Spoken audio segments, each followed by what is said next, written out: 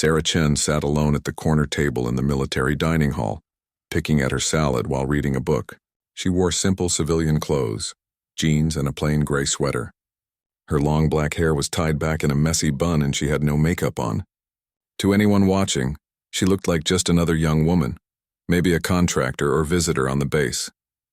The dining hall was buzzing with the usual evening crowd. Soldiers in uniform filled most tables, their conversations mixing with the clatter of trays and utensils. Sarah preferred eating late when it was less crowded, but tonight seemed busier than usual. She had been on base for 3 days now, staying in the guest quarters while waiting for her next assignment. Most people assumed she was civilian support staff or maybe a family member visiting someone. Sarah never corrected them. She had learned long ago that sometimes it was easier to blend in than to explain who she really was. At 28, Sarah had been in the Navy for 10 years. She joined right after high school, determined to prove herself in a world that often underestimated her. Standing just 5 feet 4 inches tall and weighing barely 125 pounds, she had heard every joke about her size. But Sarah had something that couldn't be measured in height or weight, an unbreakable will and razor-sharp instincts. Her journey to becoming a Navy SEAL had been brutal. The training pushed every candidate to their absolute limit, and most didn't make it. Sarah remembered the first day when the instructor looked at her and shook his head. "You sure you're in the right place, sweetheart?" he had asked. Sarah just smiled and said she was exactly where she belonged. The training lasted months. Every day brought new challenges designed to break the weak and forge the strong.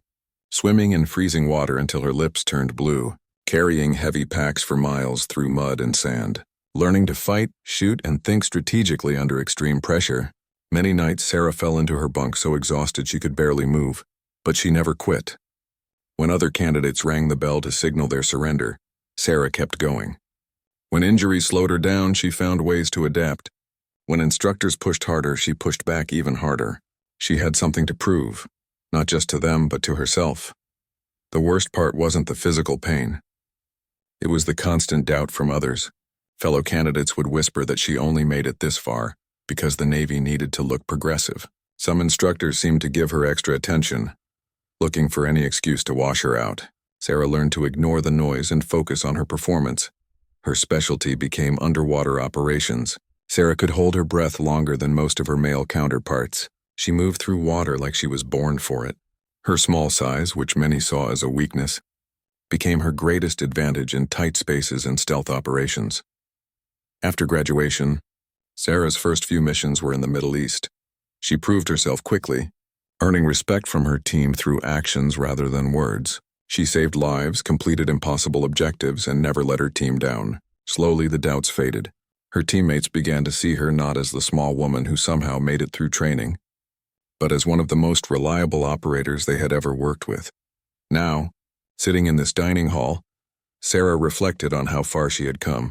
Tomorrow she would fly out for another classified mission. Tonight was her last chance to relax and enjoy a quiet meal. She turned a page in her book, completely absorbed in the story.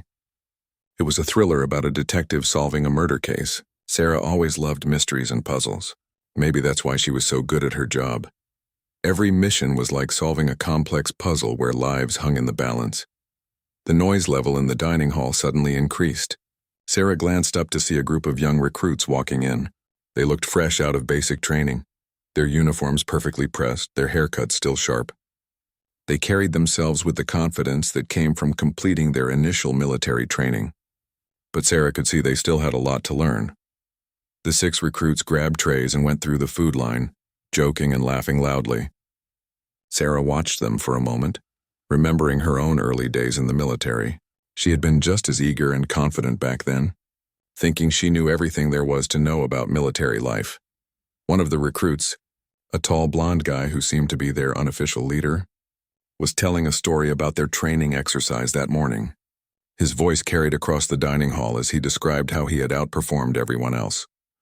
The others laughed and encouraged him, clearly enjoying his version of events. Sarah smiled to herself and returned to her book. Young soldiers were the same everywhere, full of energy and eager to prove themselves.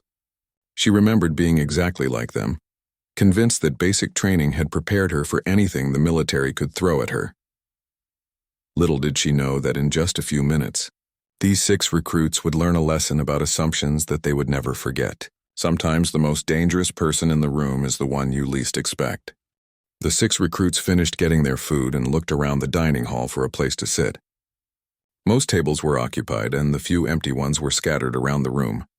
The tall blonde recruit, whose name was Jake, spotted Sarah sitting alone at her corner table. "Hey guys, look over there," Jake said, nodding toward Sarah. "That table's got plenty of room."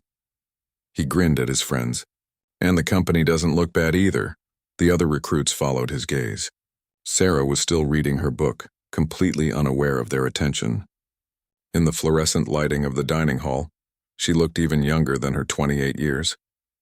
Her simple clothes and casual appearance made her seem completely out of place among all the uniformed personnel. "Think she's someone's girlfriend visiting?" asked Marcus, a stocky recruit from Texas with a thick accent. "Maybe she's lost," laughed Derek, the shortest of the group but trying hardest to fit in. "Probably looking for the civilian cafeteria." Jake picked up his tray and started walking toward Sarah's table. "Only one way to find out. Come on, let's go introduce ourselves." The other 5 recruits followed, their boots clicking against the linoleum floor. As they approached, Sarah sensed their presence but didn't look up from her book. She had learned to read people through peripheral vision and body language. These young soldiers were walking with the swagger that came from recent graduation and too much confidence. Jake reached the table first and set his tray down without asking. "Mind if we join you?" he said, though he was already pulling out a chair. "I'm Jake, and these are my buddies. We just finished advanced infantry training." Sarah looked up slowly, marking her place in the book with her finger. She gave them a polite smile. "Of course, please sit down. I'm Sarah."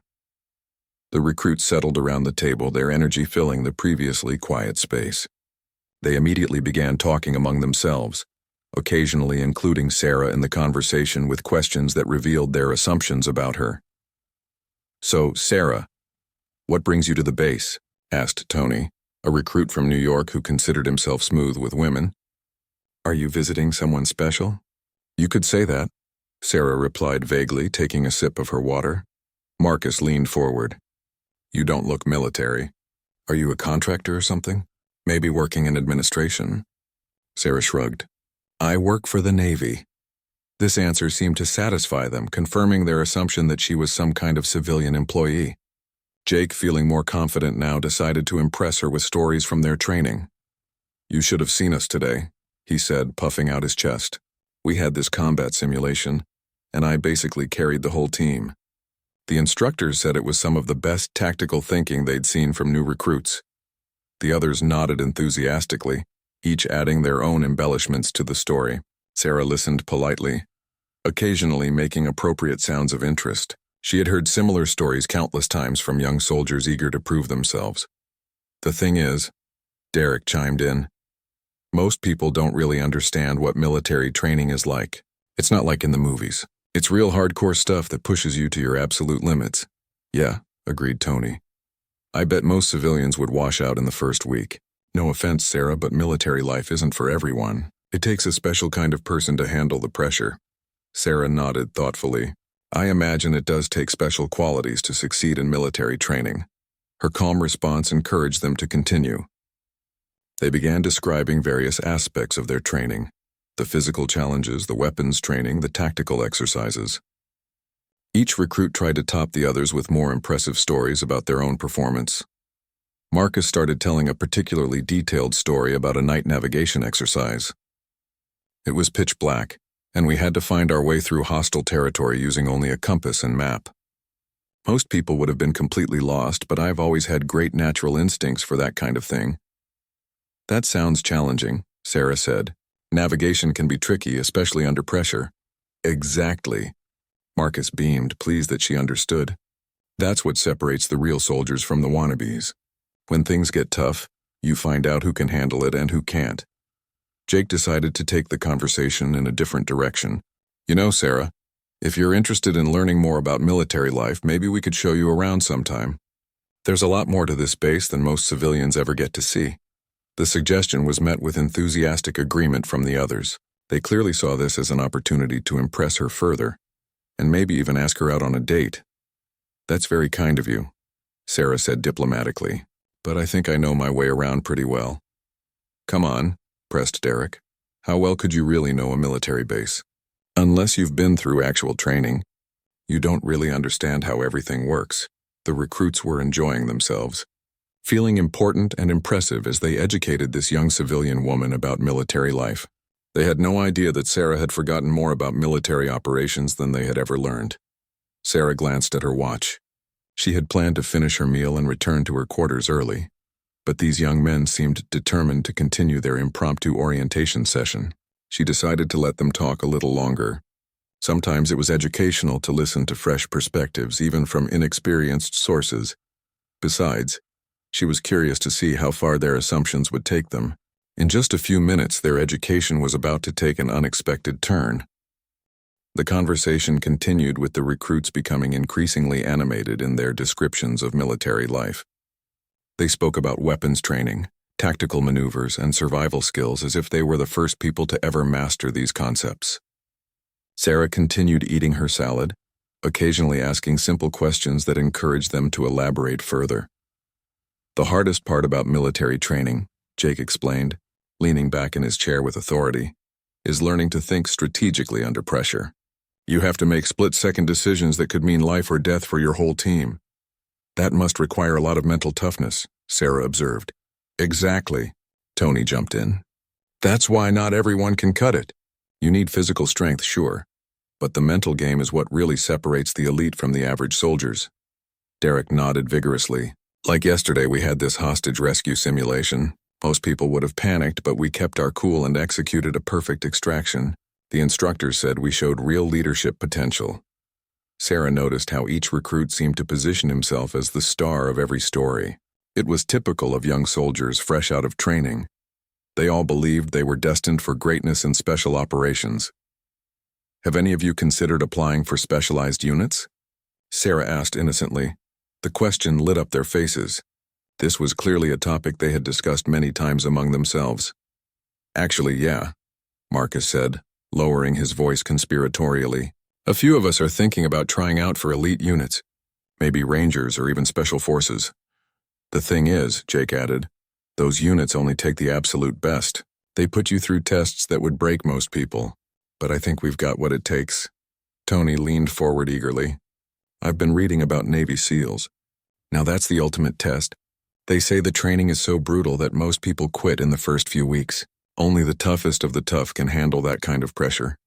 Yeah, I read that too, Derek said.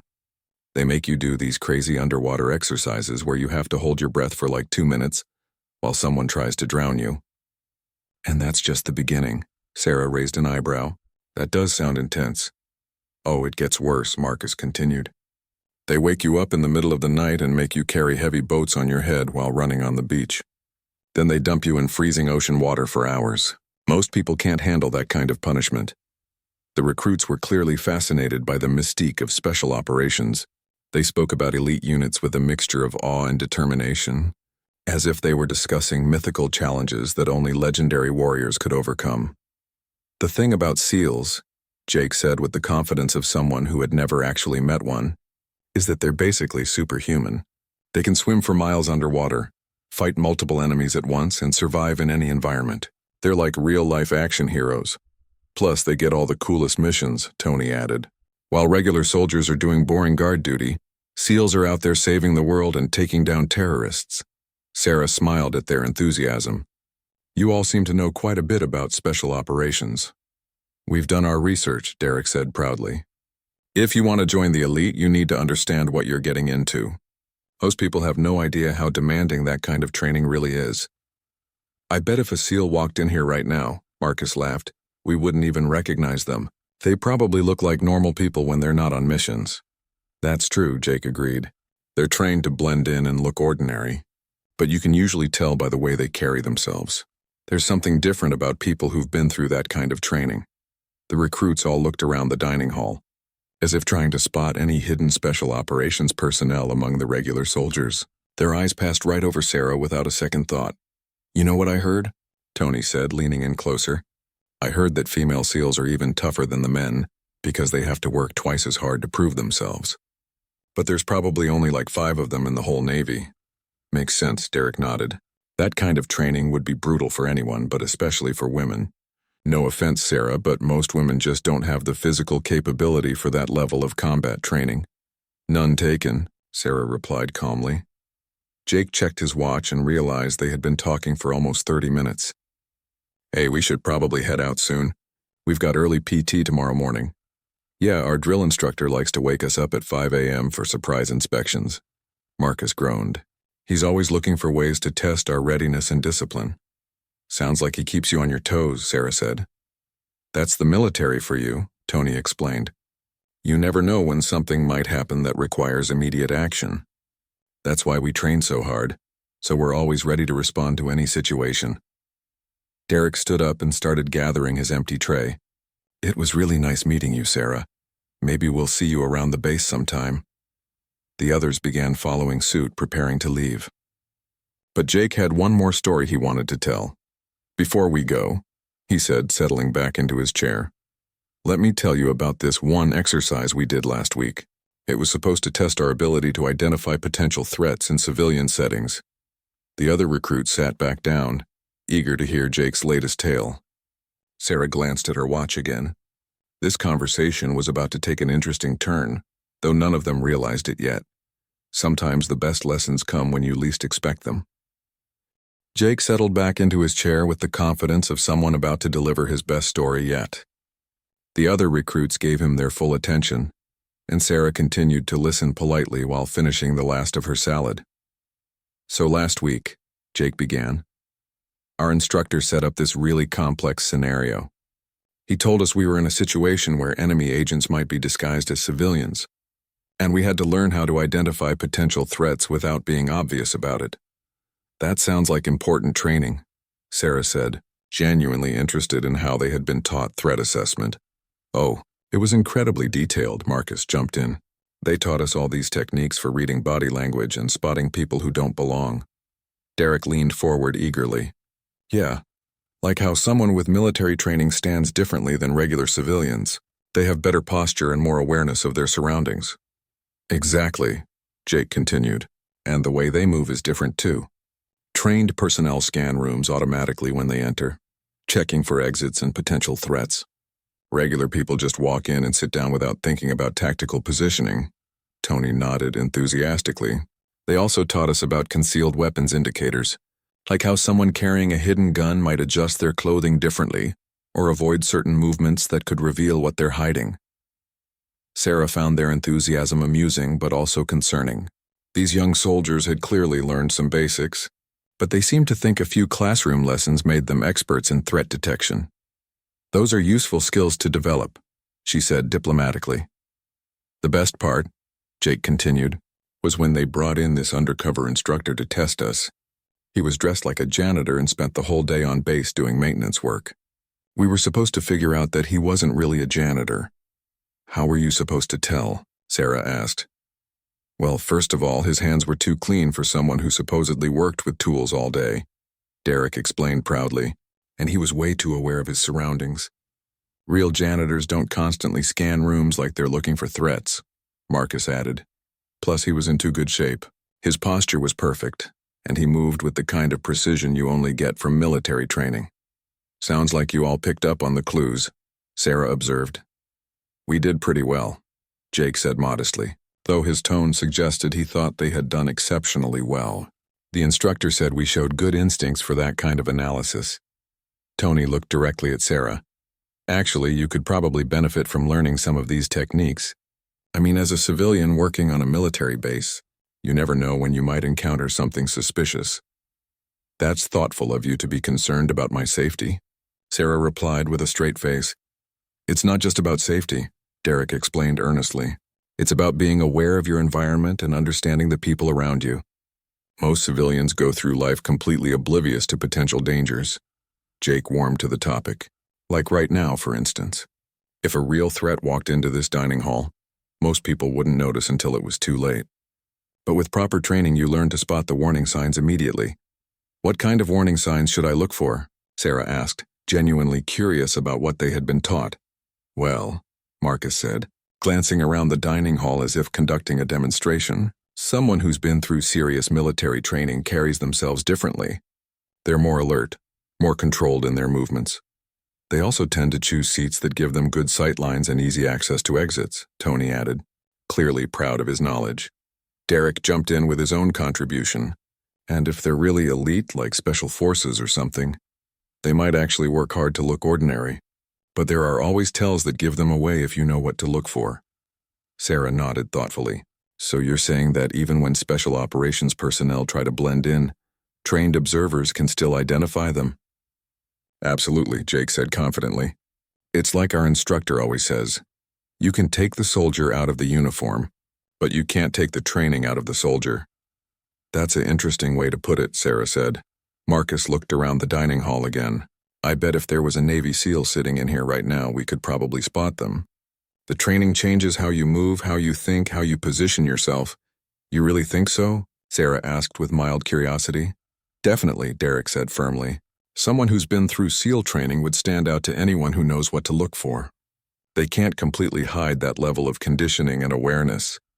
Tony was getting excited about the theoretical exercise. Yeah, and think about it.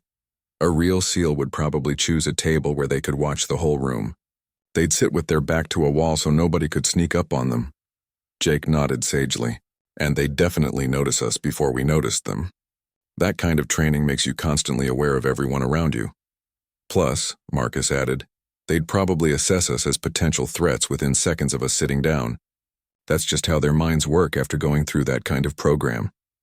Sarah glanced around the dining hall, then back at the recruits. So you think someone with that level of training would automatically be suspicious of 6 young soldiers approaching their table?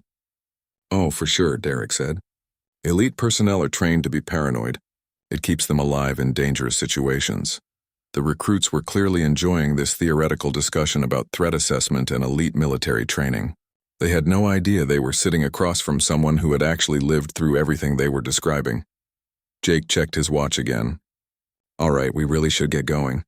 But this has been a great conversation, Sarah. Maybe next time we see you, we can tell you more about military life. I'd like that, Sarah said with a small smile.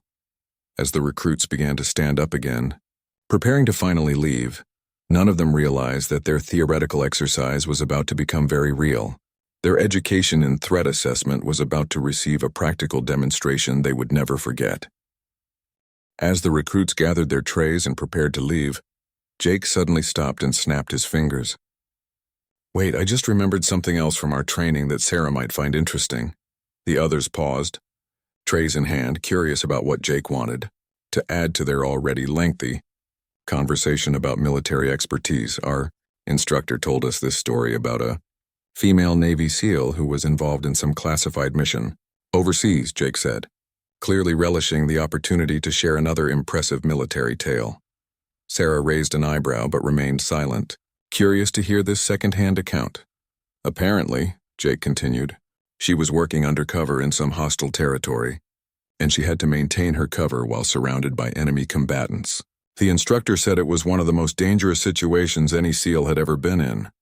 Tony set his tray back down, intrigued. What happened? Well, according to the story, she kept her cool and maintained her cover identity perfectly.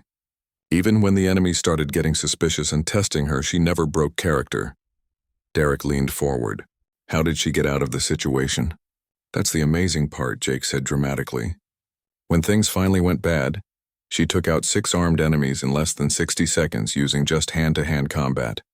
The instructor said it was like something out of an action movie. Marcus whistled appreciatively. 6 enemies? That's incredible. Yeah, but here's the thing, Jake continued. The instructor said the key to her success was that none of the enemies saw her as a threat until it was too late. They completely underestimated her because she looked like a harmless civilian woman. Sarah took a sip of her water, her expression remaining neutral. That's quite a story. The point is, Tony said earnestly, appearances can be deceiving. Someone who looks completely ordinary might actually be the most dangerous person in the room. Very true, Sarah agreed quietly. Derek suddenly had a thought. You know what's funny? That story kind of reminds me of this situation. I mean, here we are, 6 trained soldiers, sitting with someone we assumed was just a regular civilian. The recruits all laughed at the comparison, finding it amusing to imagine mild-mannered Sarah as some kind of secret agent. Could you imagine? Marcus chuckled. What if Sarah here was actually some kind of undercover special ops person just sitting here listening to us explain military life to her. That would be hilarious, Jake laughed. We've been telling her all about military training and she's been sitting there pretending not to know anything about it. Sarah smiled at their laughter. That would be quite ironic. The funniest part, Derek added, would be if she was actually more qualified than all of us combined. And we've been lecturing her about basic military concepts. Tony was grinning widely at the absurd scenario. Yeah, like what if she was actually a Navy SEAL herself, and we've been explaining to her what Navy SEALs do. The recruits found this hypothetical situation extremely amusing. The idea that the quiet young woman they had been educating about military life could actually be an elite special operations warrior struck them as the height of comedy. Well, Marcus said, wiping tears of laughter from his eyes, I guess we'd look pretty foolish if that were true. Incredibly foolish, Jake agreed, still chuckling. Can you imagine sitting here for 45 minutes explaining military training to someone who actually went through the most elite training in the world? Sarah set down her water glass and looked thoughtfully at each of the recruits. They were all still smiling at their shared joke, completely unaware that their hypothetical scenario was about to become reality. You know, Sarah said calmly, that would be quite embarrassing for you. Something in her tone made Jake look at her more carefully. For the first time since they had sat down, he really studied her face instead of just glancing at her casually. But fortunately, Derek said, still oblivious, there's no chance of that actually being true. Right, Sarah? Sarah leaned back in her chair and smiled at them with genuine warmth. Well, that depends on how you define chance. The laughter began to fade as the recruit started to pick up on something different in Sarah's demeanor. She was still sitting casually, still speaking in the same quiet voice, but there was something in her eyes that hadn't been there before. What do you mean? Tony asked, his smile becoming uncertain. Sarah reached into her pocket and pulled out a small leather wallet. She placed it on the table in front of them and flipped it open, revealing her military identification card. The recruits leaned forward to read the information, and their expressions changed dramatically as they processed what they were seeing. The ID card clearly displayed Sarah's name, her photograph, and most importantly, her rank and classification. Petty Officer First Class, Naval Special Warfare Command. No way, Derek whispered, his face turning pale. Sarah closed the wallet and put it back in her pocket. I'm afraid your hypothetical scenario just became very real. The dining hall suddenly seemed much quieter as the 6 recruits stared at her in stunned silence. Everything they had said over the past 45 minutes was now playing back in their minds with completely different context. Jake was the first to find his voice. You're actually a Navy SEAL, Sarah confirmed matter-of-factly. And I have to say, your assessment of threat identification skills needs some work. The recruits looked at each other, then back at Sarah, trying to process the magnitude of their mistake. The woman they had been condescendingly educating about military life was exactly the kind of elite warrior they had been discussing with such admiration. The next 60 seconds would teach them more about assumptions and respect than any classroom lesson ever could. The silence that followed Sarah's revelation stretched for what felt like an eternity. The 6 recruits sat frozen, their minds racing to reprocess every word they had spoken during the past 45 minutes. The confident young soldiers who had been lecturing about military life suddenly looked like children caught in an embarrassing mistake. Jake was the first to attempt damage control. Ma'am, we had no idea. We didn't mean any disrespect. His voice cracked slightly as he spoke, the swagger completely gone. Sarah held up a gentle hand. Relax, you weren't disrespectful. Misguided, perhaps, but not disrespectful. Derek's face was bright red. We feel like complete idiots. You shouldn't, Sarah said calmly. You made assumptions based on limited information. It happens to everyone, even experienced personnel. Marcus shook his head in disbelief. We literally spent 45 minutes explaining military training to a Navy SEAL. And telling me about threat assessment, Sarah added with a small smile. That part was particularly educational. Tony looked mortified. When we said most civilians couldn't handle military training, you weren't wrong, Sarah interrupted.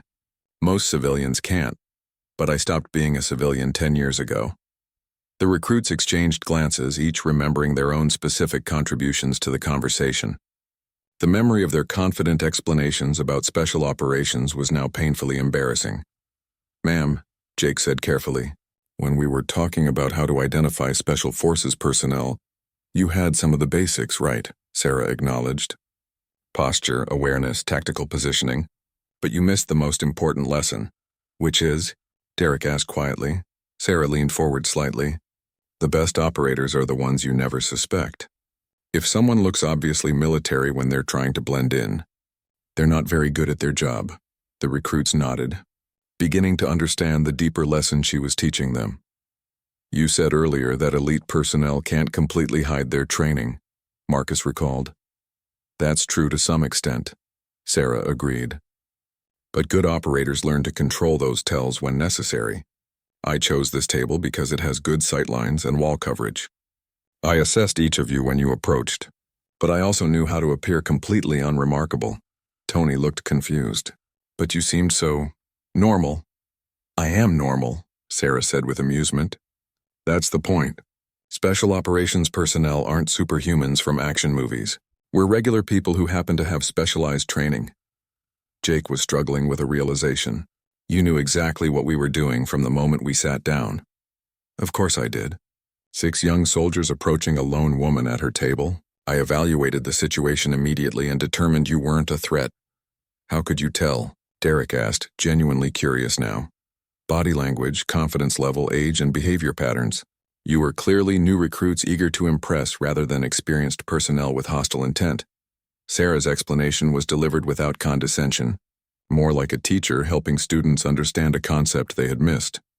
When we started talking about special operations, Marcus said slowly, you could have said something. I could have, Sarah agreed. But I was curious to see what you had learned and how you thought about these topics. Sometimes listening teaches you more than talking. The recruits were beginning to relax slightly, realizing that Sarah wasn't angry with them despite their obvious embarrassment. Ma'am, Tony said hesitantly, can I ask how long you've been a SEAL? 5 years since I completed training. 10 years total in the Navy. Derek looked amazed. And you've been on actual missions? Many missions. That's what we do. Jake gathered his courage for the question they were all thinking. Is it really like what we described? The training and everything? Sarah considered the question carefully. The training is every bit as challenging as you've heard, probably more so. But it's not about being superhuman. It's about mental toughness, teamwork, and never giving up. What was the hardest part? Marcus asked. Learning to control my ego, Sarah said without hesitation. Young soldiers often think they know more than they do. The training breaks that down and builds something better. The irony of her statement wasn't lost on any of them. Ma'am, Derek said quietly, we're really sorry for assuming. Don't apologize for assumptions, Sarah interrupted. Learn from them. Tonight you learned that dangerous people don't always look dangerous. That expertise doesn't always announce itself, and that respect should be earned through observation rather than given based on appearances. Jake nodded slowly. We thought we were so smart with our threat assessment training. You're learning. That's what matters. Real expertise comes from experience, not classroom exercises. Sarah stood up and gathered her tray. You all seem like good soldiers with potential. But remember, confidence without experience can be dangerous. Stay humble and keep learning. The recruits stood as well, their earlier swagger replaced by genuine respect and a healthy dose of humility. Ma'am, Jake said formally, thank you for the lesson. We won't forget it. I hope not, Sarah replied. And next time you're evaluating potential threats or trying to identify special operations personnel, remember that the most dangerous person in the room might be the one you least expect. As she walked toward the tray return, Marcus called after her. Ma'am, one more question if you don't mind. Sarah turned back to face them. How did you stay so calm while we were making fools of ourselves? Sarah smiled genuinely for the first time that evening. Because I remember being exactly where you are now. Young, eager, and absolutely certain I knew everything there was to know about military life. Experience taught me otherwise. She paused, looking at each of their faces. The fact that you can admit your mistakes and learn from them tells me you have what it takes to become real soldiers. Don't lose that willingness to learn. Tony shook his head in amazement. We're never going to live this down. You don't have to live it down, Sarah said. You just have to live with it and be better because of it. As Sarah walked away, the 6 recruits stood in stunned silence, watching the small woman in civilian clothes disappear into the crowd of uniformed personnel. She blended in seamlessly, just another person finishing dinner and heading back to their quarters. Derek was the first to speak. Did that really just happen? We just spent 45 minutes explaining Navy SEAL training to an actual Navy SEAL, Jake said, still processing the enormity of their mistake. Marcus sat back down heavily. And she was so nice about it. She could have humiliated us. She did humiliate us, Tony pointed out. She just did it gently. The recruits slowly gathered their trays and began walking toward the exit. Their conversation was much quieter now, filled with reflection rather than bravado. You know what the worst part is? Derek said as they walked. Everything we said about being able to identify Special Forces personnel. We were sitting right across from one and never had a clue. The worst part, Jake corrected, is that we were so busy trying to impress her that we didn't bother to actually observe her. We saw what we expected to see instead of what was really there. As they left the dining hall, each recruit was processing the lesson in his own way.